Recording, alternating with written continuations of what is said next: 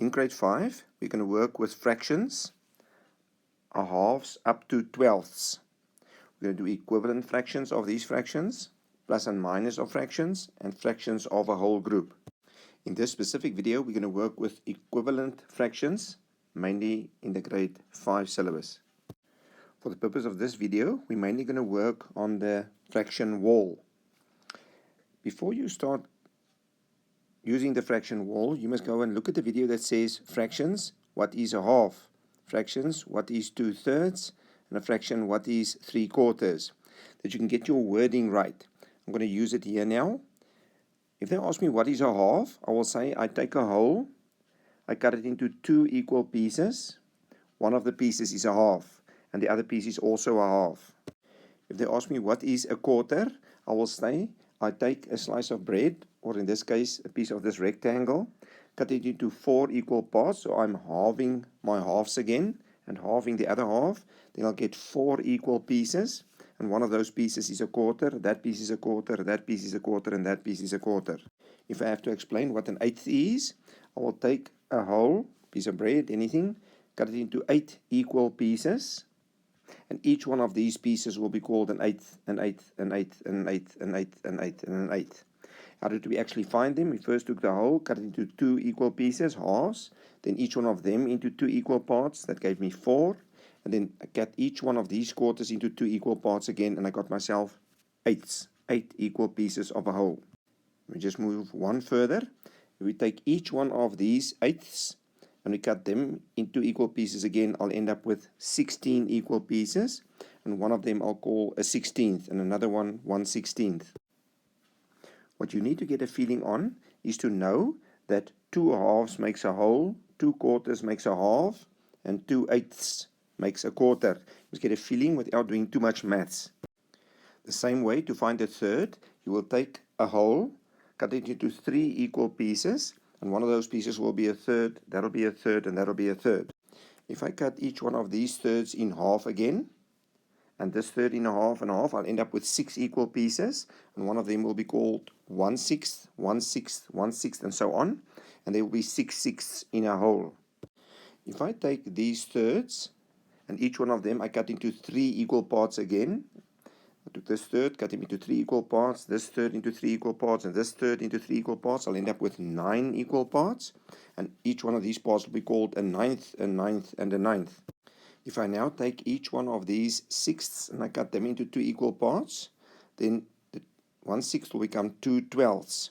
This 1/6 will become 2 twelfths, and I'll get 12 twelfths out of my whole. So if I cut a whole into 12 equal pieces, I'll go through the sixths and then get to the twelfths, and I'll have 12 equal pieces. One of these pieces is called a 12th, this one is called a 12th, this one is called a 12th, and so on. In the same way, we can take a whole, cut it into 5 equal pieces, and one of the pieces is a fifth, a fifth, a fifth, a fifth, and a fifth. If I cut each one of these fifths into 2 equal pieces again, and this fifth into 2 equal pieces, and this fifth into 2 equal pieces, I'll end up with 10 equal pieces. So this is 1/10 and 1/10, and 2/10 makes a fifth. Get the feeling on this and don't learn this. If I now take one of these fifths and I cut that into 3 equal pieces, and I take this fifth, cut it into 3 equal pieces, I'll end up with 15ths. One of this piece is a 15th, one of this piece is a 15th. So to explain what the 15th is, you say I take a whole, I cut it into 5 equal pieces, and I cut each one of them into 3 equal pieces. I'll end up with 15 equal pieces, and one of them is called a 15th. And understand that 3/15ths makes a fifth. 3/15ths makes the fifth. This is not so easy, so don't break your head about this. By looking at your fraction wall now, you can see that a half is the same size as 2 quarters, is the same as 3/6, is the same as 4 eighths.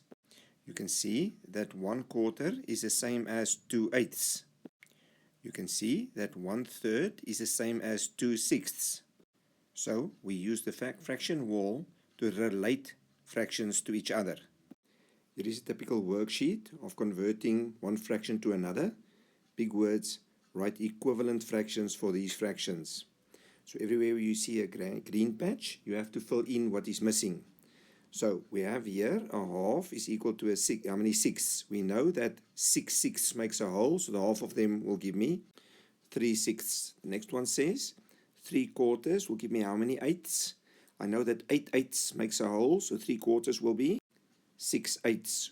We saw on the fraction wall now that fifths can be changed to tenths.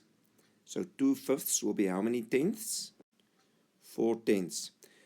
In grade 5, the intention is not for the kids to multiply 5 by 2 to get 10 and then 2 times 2 to give you 4. They must intuitively feel which one and what the answers are. So 2/3 will be 4/6. A half will be 5/10. If 2/5 was 4/10, then 4/5 will be 8/10. Now please stop the video and try these conversions on your own.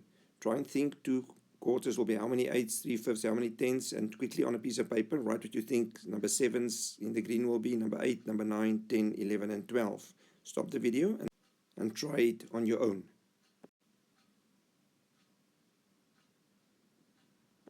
Now you can check if you got them right.